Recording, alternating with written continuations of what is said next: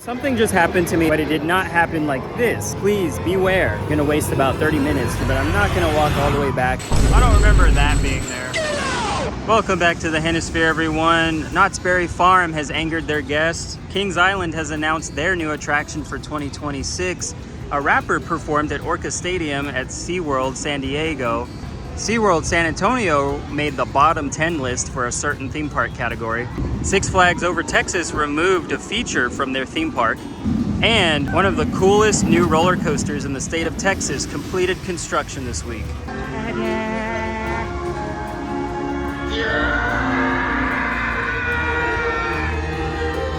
Well, this is pretty interesting. They only have Gully Washer listed as a closed ride today. You sure about that? So I guess that means Poltergeist is open and the Crow's Nest is open and maybe Poison Ivy's Toxic Spin is open. We're gonna check on Fireball as well. All of those have been closed in the last week or so.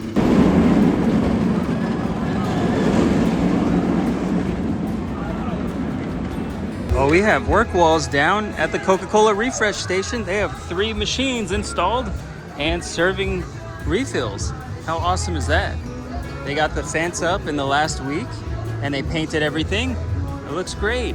Over here you can see everybody paying for souvenir drink bottles, refills, or chips, it looks like. That's awesome. The Los Festivales area looks really good. They've got more streamers up this week. They have some tapestries, I guess you could call them, over there on the railing of the VIP lounge. And they have this cart set up and it says Las Flores de la Abuela.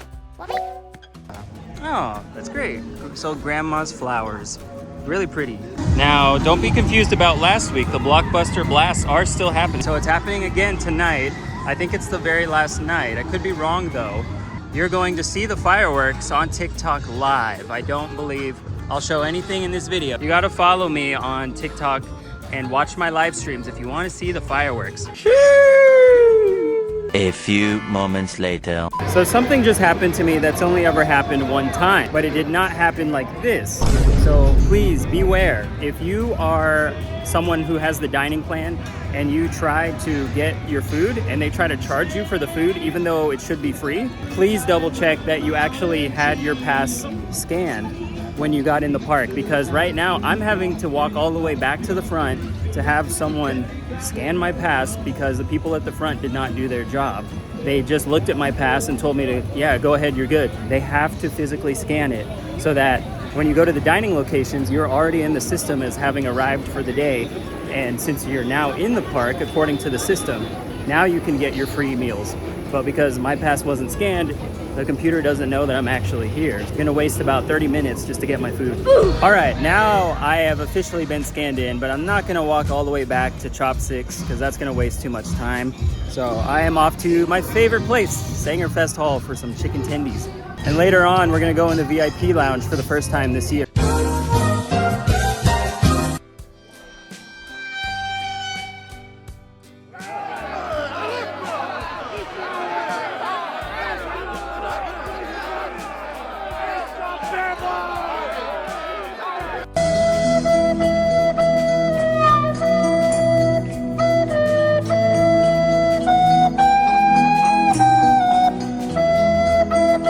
Now I'm starting off in the boardwalk today because there were multiple rides here last week that were closed, and one of them was not Hurricane Force 5, but today, and looking at this, it looks like Hurricane Force 5 is closed.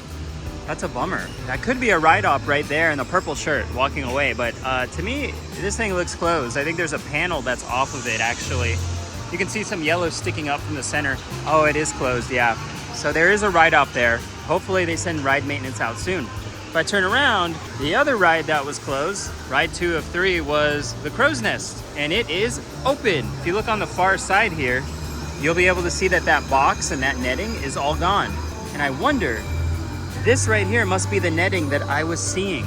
We'll go around to the other side, but the netting has been put back and there are people on the ride. Here is the other side, and yes, the netting has been put back. It was right here on the ground, so all gone. Hopefully this ride has no more issues moving forward. And the third ride that was closed is up here, Fireball. I see the lights on, looks like it's open. Another thing that is new for this week in the boardwalk is this clown juice stand. They got 4 taps. Looks like they'll be serving some scary drinks. I'm sure they'll have alcohol. Yes, indeed, Fireball is open. They are loading guests on the ride, although there still appears to be quite a few seats that are not operational. They have the bike locks around them. So we're doing great today with rides reopening. I wonder if Poison Ivy Toxic Spin is open. So far, we're doing good. We know Gully Washer is still down, which again, it is a Cure Box issue. That is what an employee told me last week. The line for Pandemonium is non-existent. It looks like they're operating with 3 trains this week. Nice. So you can see the go-karts going. I still don't know how much the go-karts are, but I'm afraid to find out. I've seen quite a few of these haunted house signs up around the park. So here's the one for Twisted, right here at the entrance to Pandemonium. I'll see if I can spot all 6 today. Looks like they have some new stuff here in the Fright Fest Haunt Emporium. There's a lot of purses or backpacks, and they have these really cool glasses that say Fright Fest, as well as other ones with faces on them. This is a cool design though. I kind of like this. But yeah, on the other side, you can see all of these, I think are new. One of them looks like a book of spells. This cute backpack. They have the fangs, and then like a potion. Really cool. And then there's a standard fanny pack. Does anyone else notice something a little funny about this whole area right here? If so, you'll notice next week, because there should be a bus right here. I think that's what's coming. There was something else here, and you can see the remnants of it. Oh no, we were doing so good. Bruh. And Poltergeist is closed. And I did mention this at the end of last week's updates that an employee told me another train has gone down for annual maintenance. So they do not have this ride available.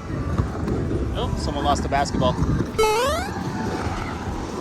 Yeah, so I don't think they have any trains available for Poltergeist right now. I think one of them is finishing up annual maintenance, and they already pulled the second one. I don't know if Poltergeist will be ready for Fright Fest.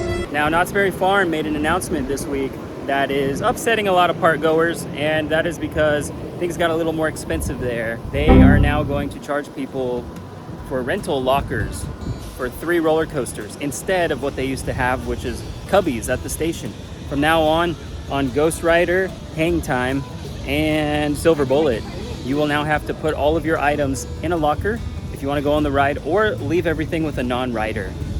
And for a movable locker, it is $15 a day. So if you want to increase revenue, like I know Six Flags does, this is what you do. Okay.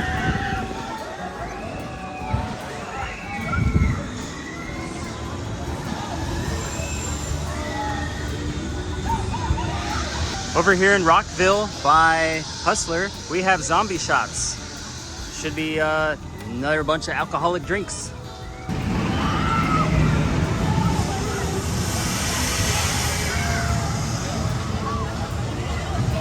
And speaking of Knott's Berry Farm, Cinema Slasher is going to be here at Rockville High School. You can see the stanchions over there in the shade. They're ready to set them all up. We're 1 week away, thanks to this, which was at Knott's Scary Farm, as you can see on the sign. So I'm thankful that we're getting new mazes. And as you walk around the park, you're gonna notice a whole bunch of these plastic things. Usually you can put like garden hoses and whatnot in them, but these are actually for the fog machines. You're gonna see a ton of smoke coming out of these when it's time for Fright Fest to begin. Hey, what do you know? Here at Wonder Woman, that sign is no longer here. After 4 or 5 weeks, they are back to operating with 2 trains. We're doing great today. Also in Rockville, we have the houses set up for the kids event, the Festival of Fright, they're calling it this year, where kids can knock on doors and get a bunch of candy. So they've got 3 of them set up. Oh, and look at this. Huge updates on the Coca-Cola refresh stand. We have both of them that were under construction last week open. They put up more decorations. They put up a really good railing system so that no one can jump the line. They actually have 2 ramps. Oh, and I like this. They have a gate so that hopefully no one will just go up the exit But they need to work on putting something in the middle there. A little too easy right now to just jump over it or through it. Well, we were doing so good, but Superman's been stopped here on the break it section for a really long time. They are running 2 trains though. We've got more good news actually. The Batgirl coaster chase, Kitty Coaster, has resumed operations. If you remember last time, it was stopped right here and the train was broken in half. Not actually broken, but they mechanically disassembled it. Only 3 of the cars were on the track. All 5 of them are back. I actually don't remember it only having 5. I guess I never knew that. And holy moly, we have a very special ride opening today because I have never seen this ride actually operating as Poison Ivy. Welcome back, Poison Ivy Toxic Spin. Good to see you again. Over here at Kid Flash, we have an update on those tents that were back there. There is only 1 left. So they had 3 and they had 4, maybe 5, I don't know. I saw at least 4. And wow, train, really? Are you saying I'm stupid? Yes! This is the 15th take. Miss Kitty sniping me from the distance. I see you, Miss Kitty. 1 tent left, so all I can think of is they were doing something for Fright Fest prep and now it's winding down because they're down to 1. Another thing you guys are gonna see all over the park are things that look like this. It looks like a wooden or plastic case with a metal mesh screen. This is a subwoofer. So you can see they got a cable that runs all the way back behind the scenes. Pretty cool. Things are gonna sound really loud and that's how we like it. They also have some stage lighting here set up. And they're gonna have these things probably on top of most buildings. And you can actually see there are some right up there. A couple more decorations have been added to the exit of Hexen House. We'll walk over here again just to make sure you can't get through. Nope, you can't. It's gonna be really fun. If you guys want to see a sneak preview of this house with the lights on, check out Jeffrey Siebert's Instagram. And also I should mention, we have Oktoberfest beginning the same night, September 6th, next week. You can see presented by Cash App and Visa. They got Pretzel House Delights right there. I'm sure they're gonna be serving up some really cool things in Sangerfest Hall too. But over here, we have more work done on the entrance of the Hexen House maze. It looks awesome. They've got a window there. More texturing has been done to the exterior door. These pumpkins have just been put here. They got the sign up. I love it. Very shiny. Very reflective. And then they just have one more bit of roof thatch, I guess you can call it, to put right there on the corner. It looks great. And of course, here is your signage for the entrance to the house. Hexen House with, it looks like a crow and a broomstick. Really cool. So there's gonna be switchbacks set up all right here. Down the way from Sangerfest, close to the Nosferatu maze, we have a Best of the Worst stand right here. And right across from it, we have Alpine Afters. These are typically here in this spot. Nothing new, but back here, we have the sign for Nosferatu. Oh yes, I'm glad they put this sign out here because this maze is one that a lot of people miss. And people really shouldn't miss this one because it looks like it's gonna have the craziest exterior work. Oh my God. How many times do we have to teach you this lesson? Seriously, Miss Kitty, out of nowhere. You can see they're still building all of these wooden structures. I don't know what it's gonna be. I still think they have a long way to go to finish this off. And I wonder if they've parked this big Sunbelt Rentals lift like this so you can't really see beyond it. Yeah, that creepy guy though is gone behind the compressor there. I don't see him. But man, they have a long way to go with this and they have not much time.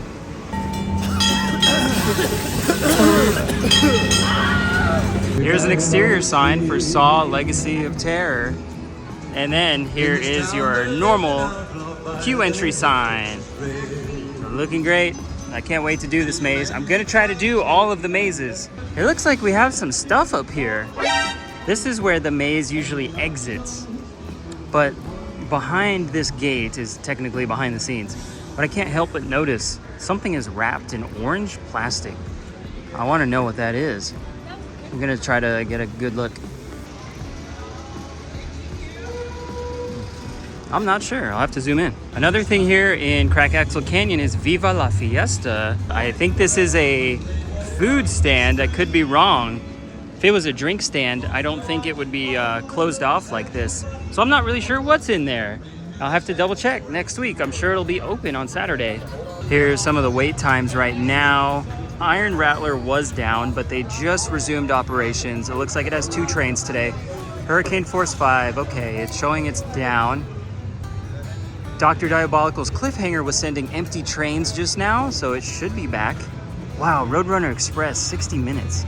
They've been on 1 train for 2 or 3 months now. They really need to have 2 trains on Roadrunner Express. Supergirl Skyflight, 25 minutes. That's kind of surprising. Superman, 20 minutes? That's kind of long if they're running 2 trains. Oh wow, they actually have the water rides on here. Carnival of Chaos, 30 minutes. That makes sense. 80 minutes for Batman. Wow, that's the shocker of the day. 45 minutes for Bugs, that makes sense. And your final haunted house sign of today is the Conjuring Universe. This one will have a very long line, I'm sure. There's the Warren Occult Museum. Love the scenery there. I wish they would add more. Again, Gully Washer is closed. It's for a gearbox. So that, from what I hear, is a whole can of worms. And they're not sure. When I say they, I mean people who work here in the park. They are not sure when it will open. But I really hope they can still dye the water for next weekend. Over here at Lone Star Lil's, they look to be almost complete with their stage production for next week's Fright Fest events. I think there'll be 2 shows here on this stage. There's a lot of metallic stuff right in here for the sides, and it's pretty tall. I love when they have the live band all dressed up in different Halloween costumes, playing guitar, drums. They have so many good singers. I can't wait to watch this show. And Kid Flash, yeah, no updates. There's not gonna be any updates. You sure about that? Until maybe Skyline Attractions posts on their Instagram again. You sure about that? Only one update to this door on this box over here. They put a lock on it. I'm glad. I don't want anyone going in there and taking stuff they're not supposed to. Just got off a Superman Krypton coaster. This time I rode it in row 6. I pretty much never do that, but it was really fun. My San Antonio wrote another interesting article in early August, and this time it wasn't about me or something I filmed. It was about SeaWorld San Antonio being listed in the top 10 of worst wait times for United States attractions. This list included stuff that wasn't even theme park related, but somehow SeaWorld San Antonio was in the top 10. It makes no sense, to be honest, because the lines there are usually non-existent. But they said in this article that apparently the ride ops are so bad in those parks that people are just left waiting, like for 2 trains to cycle for 20 minutes, which is horrible. But I don't know. I just don't believe that that park deserves to be on that list. I think Cedar Point was on the list, which makes sense because it's so crowded there, among other parks like Magic Mountain and Canada's Wonderland and Knott's Berry Farm. I mean, it makes sense for those places to be on the list. But SeaWorld San Antonio? No. You know what, guys? The wait is so short for Wonder Woman. We're gonna do it today. We're actually gonna ride it. 2 train ops. I mentioned Fireball was open, but it is now down. Womp womp. Bruh. But there's no line for Wonder Woman until you almost get to the steps. And more good news, there are 2 trains on the track and 1 in maintenance. That one must be brand new because they have what looks like packaging over here on the ground. Wait till you see the. No, no, no, no. Okay, that thing looks new. I don't remember that being there. So I really don't know what this is. I'm gonna guess that it's some sort of magnet to trim the speed. That's the normal color of magnets, and it's also in the center of the track. That's so weird, but cool.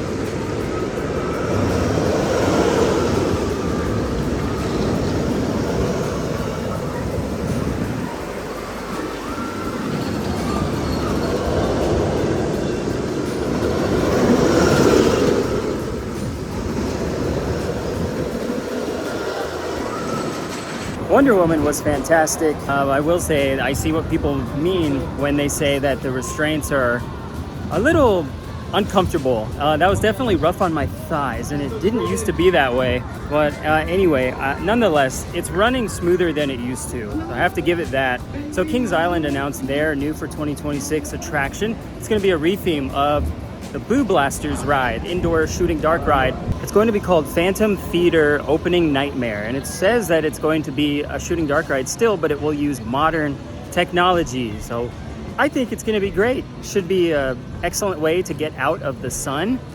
I know here in Texas, we struggle with that. Every single day this park is open. Like today, it is unbearably hot. And I really wish that this park would get another indoor attraction similar to Pirates of the Deep Sea. It would help so much. Nothing beats a Jet 2 holiday. And right now, you could save 50... Oh, brother, this guy stinks! Nothing beats a Jet 2 holiday. And right Now, earlier this week, there was a moment going viral on Twitter for SeaWorld San Diego, but not for reasons you would expect. It's because they had a rapper named Petey Pablo performing at their park at Orca Stadium. I don't know this rapper, I don't know any songs by him, but I was watching the videos and people were pretty hyped that he was there. It looked like the entire stadium was sold out just for him. I don't think there were any orcas actually there.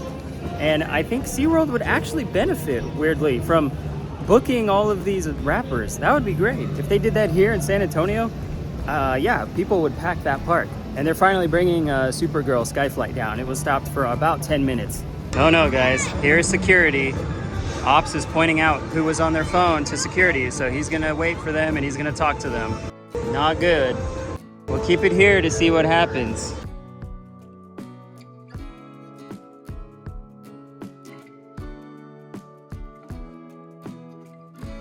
It looks like he's making them type on the phone. Yeah, they are closing the ride, I think, until security leaves.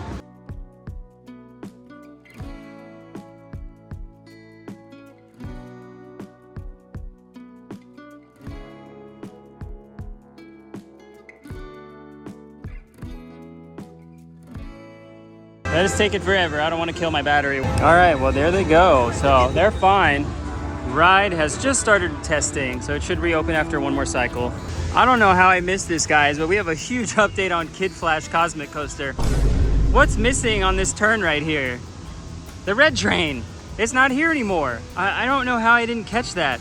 Also, I just rode Supergirl Skyflight after it reopened, and I got to see in this back area what's going on. They have kind of like a stockpile of metal parts, just different fabricated pieces of metal, and they're on shelving units up against a fence.